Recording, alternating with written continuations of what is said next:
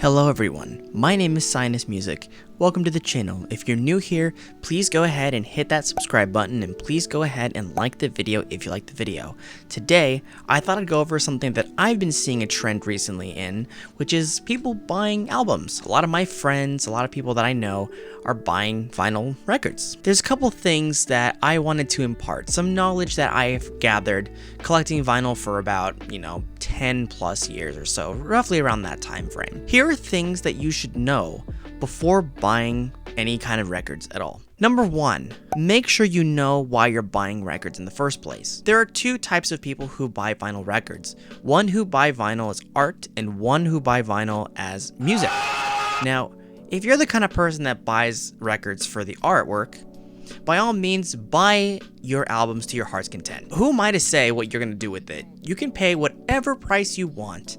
You can do whatever you want with it because at the end of the day, you're not using it for the music portion of it. You're using it because you want to display something. You want a big piece of art that you can share. However, if your plan is to actually listen to the records, then the first thing I would say you need to know is what equipment you're going to need. The first and foremost piece of equipment that you're going to need that basically everybody knows about is the turntable. The turntable, what it does is it takes your record, reads the grooves on the record, and then turns that into faint electrical signals. That's what the needle does when it actually touches the record. Once it spins, that's what it's doing. The second thing you're going to need is a preamp. Now, the preamp boosts electrical signals to listenable volumes. It takes that faint sound that the turntable is picking up and just amplifies it and boosts it to a listenable volume. Number three, a receiver. You're going to need a receiver which powers the speakers and sends audio to them. Number four, speakers. Speakers will push the air with the audio signal. So take the audio signal and push those bad fuckers out to you. And the fifth thing that people seem to neglect are speaker cables.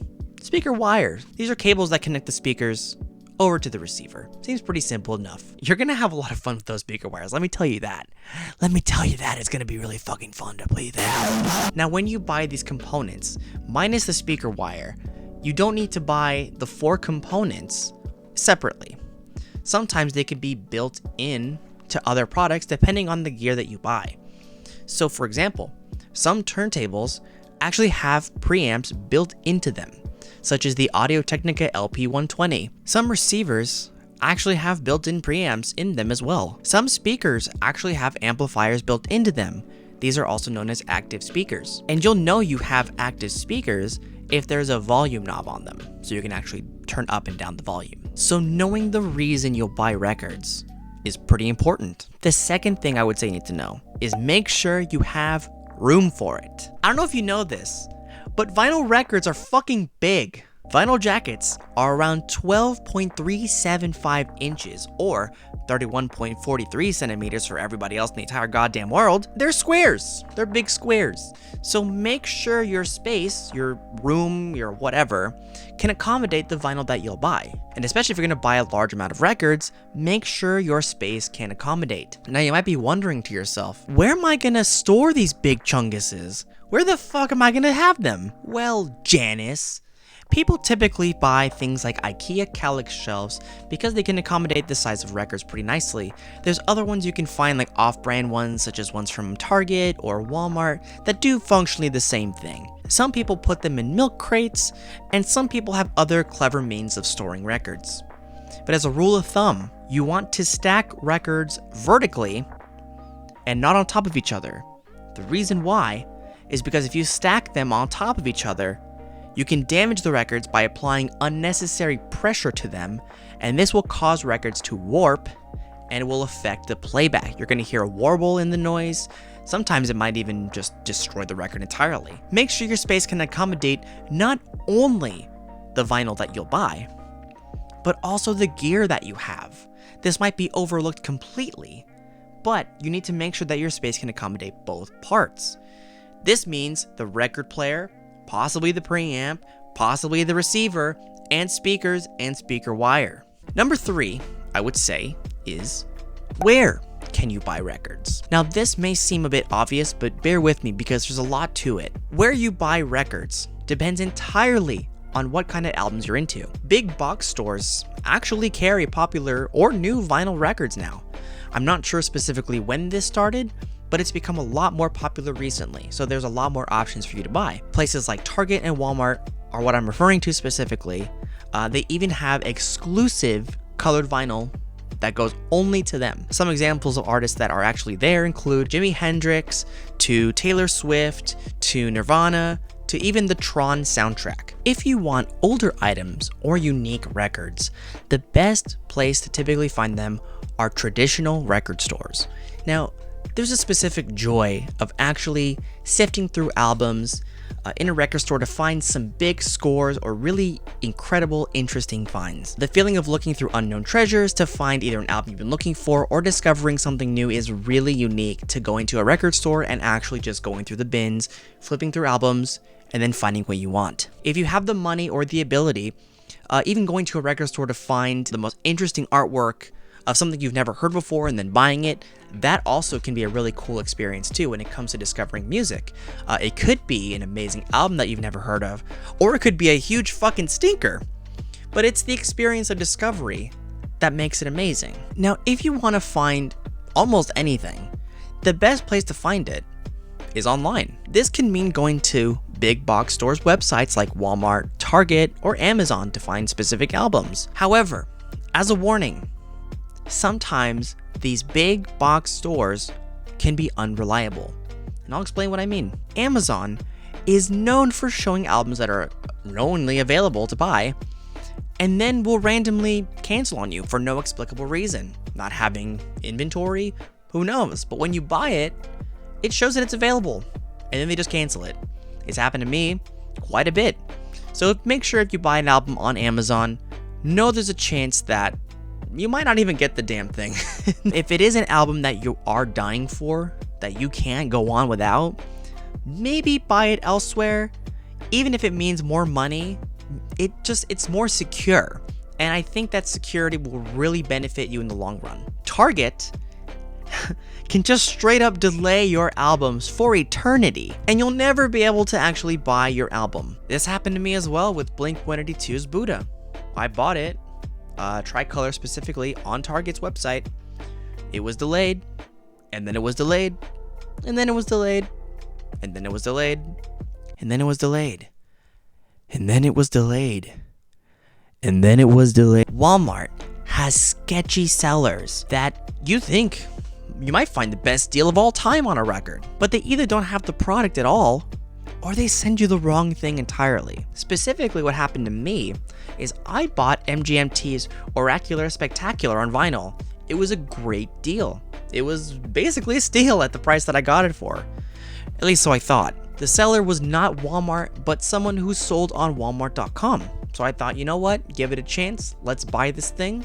Let's ship it out to me. What I actually got was an Amazon mailer, and inside the Amazon mailer was MGMT's Oracular Spectacular on CD. This dude bought the album on CD off of Amazon and then shipped it over to me once he knew where my address was. You'll see a lot of deals on Walmart, a lot of things that you think are too good to be true, and this is because they are.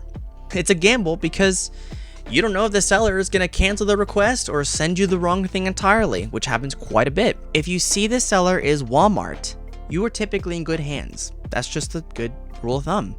However, if the seller is someone else, be careful. Other places to buy albums in descending order of reliability are eBay, Mercari, Facebook groups, Facebook Market, Craigslist, and OfferUp.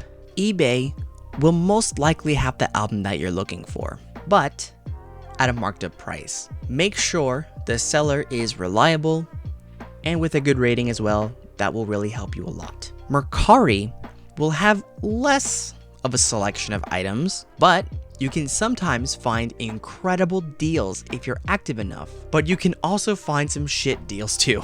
Those are there as well. Make sure the seller is reliable and pay through the app itself. If they ask to use Venmo or Cash App, probably don't fucking do it. Facebook groups. So depending on the group that you're in, people will put up links to buy albums or will sell albums from their own personal collections over to you. I'm part of an emo vinyl group that specifically deals in selling pop punk and emo vinyl, whether it's from, artist websites or from their own personal collections. However, if you buy from people in Facebook groups, a good rule of thumb is to use PayPal goods and services just to make sure that you get your money back in case they're scammers.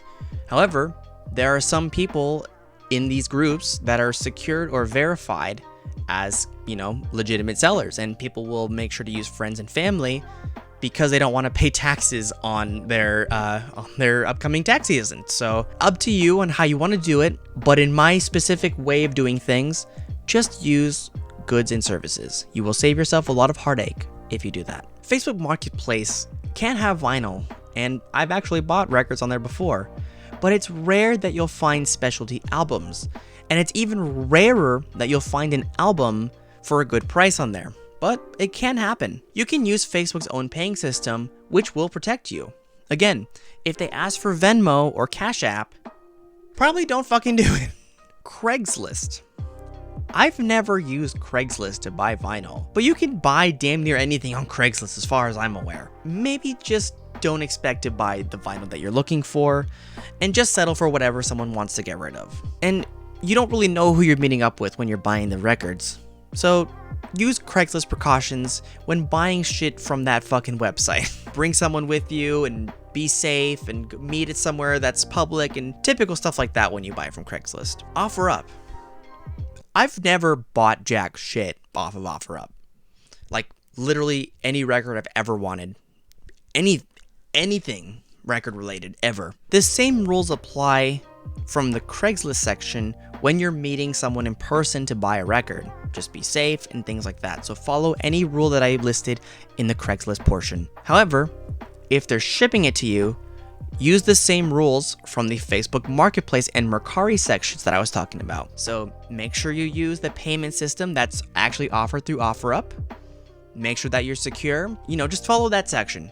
Follow that section. You'll be fine. Another place you can buy records are what I call online specialty stores. And what I mean specifically by that are record store websites, music label websites, artist websites, Bandcamp, Discogs, and Reddit. But Reddit's only for the hardcore record buyer, so I'll get into that section later. Physical record stores can have online storefronts where they can sell vinyl to people outside of their local area. These websites are typically pretty good when it comes to placing orders and having them actually arrive to you. Some examples of credible record stores that I've bought from are Plaid Room Records, or Played Room Records, I'm not really sure, Amoeba Records, Newberry Comics. These are good examples of places to actually buy records online and make sure that you get them. Music label websites do not have a storefront, but they're a direct link to artists that you're trying to find. So for example, for me, in the pop punk world, these things include Fearless Records, Hopeless Records, Fat Records, things like that. They're incredibly reliable, and you'll find the specialized records tailored to your specific musical needs. Artist websites function the same way as music label websites, but they're even more specialized, especially if the artist is independent. These are still very trustworthy depending on the artist, of course, but these are a very good way to buy albums that you specifically want because it's directly from the artist. Bandcamp is a website that hosts typically independent artist music or unique artists and allows them to sell albums directly to people. It can either be the artists themselves or it could be small record labels that are selling the albums. You normally won't find major labels or major label artists promoting on Bandcamp, which can actually lead to very unique music finds. And for this specific conversation, very unique vinyl. This is an incredible place to find records for more niche artists that you may love that don't have a major label backing or want to remain independent. Discogs is an online user-created database of physical musical mediums, from CDs to cassettes to vinyl records. That's right, vinyl. We're back, baby. You can catalog your own vinyl collection on there, and you can find almost everything that's been made when it comes to music physical media. Discogs is an insanely incredible place to find almost any vinyl record you could possibly think of. I mean that. Any record that you could think of, more than likely, is going to be on Discogs. People and record stores can buy and sell records on Discogs as well. When you buy albums, there is a section to pay using PayPal. You can use credit cards to buy the vinyl.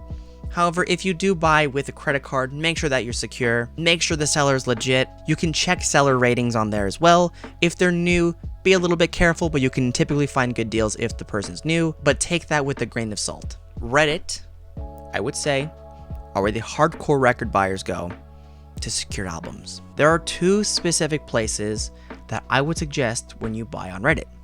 Number one is VinylReleases.